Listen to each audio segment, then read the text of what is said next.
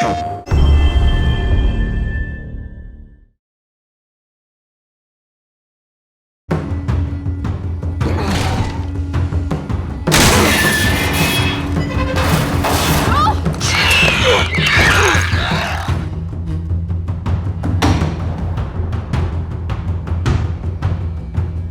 the game, you need to have enough action for a mastery of mechanics so you could connect with the characters.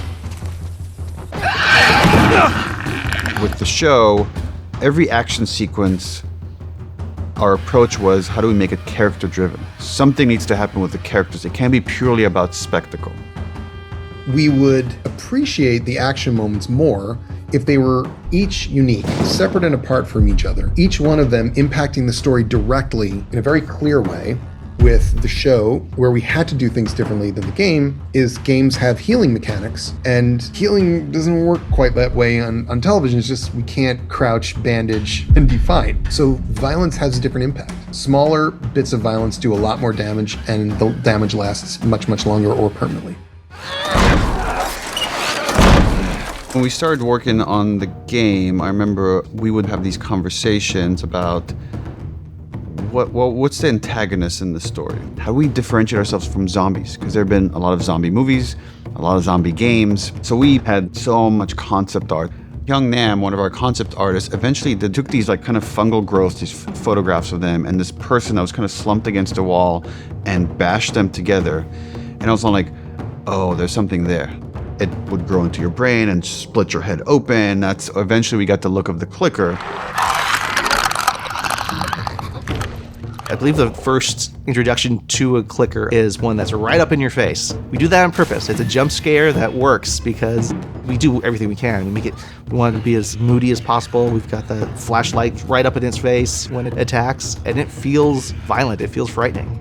My own way of kind of thinking about whenever I was animating a clicker is that these are alive human beings that have something kind of pulling their strings. They move in the right direction, but it's almost like pulling them in that direction. We tried to be true to the idea and the concept of the cordyceps, and we tried to make sense out of the evolution of each of the enemy classes that we have. And in fact, we started out with designing the clickers. The clicker bloom was definitely an aha moment. It was sort of like mushroomy. It would create volume into the space and look more like foliage. There is this freshness to watching the HBO show. We shared a lot of the concept art from the original game, and they actually used a lot of it very faithfully.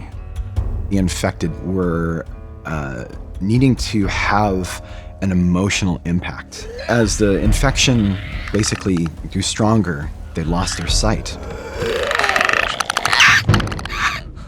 Like gauge distance, this echolocation. We hired the actor Misty Lee. She did this back of the throat, kind of like dolphin sound.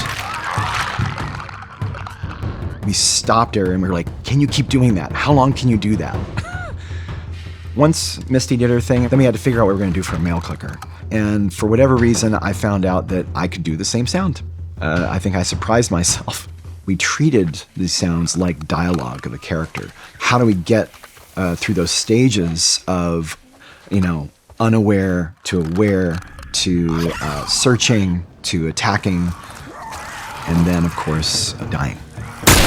For an action sequence, we would almost never put that in a cutscene in the game because it'd be like, oh, I want to play that. Those are the parts we want to give the control to the player and say, deal with the situation.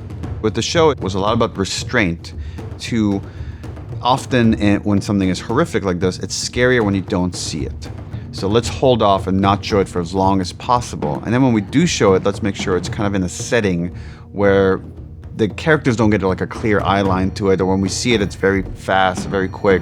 We're gonna see a glimpse of them, or you're gonna see them a reflection in the glass. And it's scarier, especially in that medium, to see the fear in the character's eyes. So a lot of the direction, as far as where you put the camera, is let's show the character's fear as much as possible, even more so than the thing that's chasing them. There's a huge audience with HBO.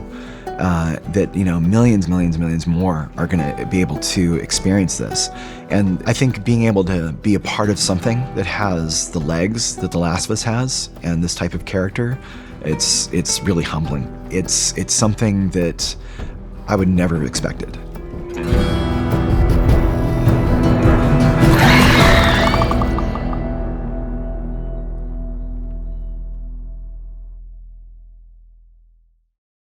PlayStation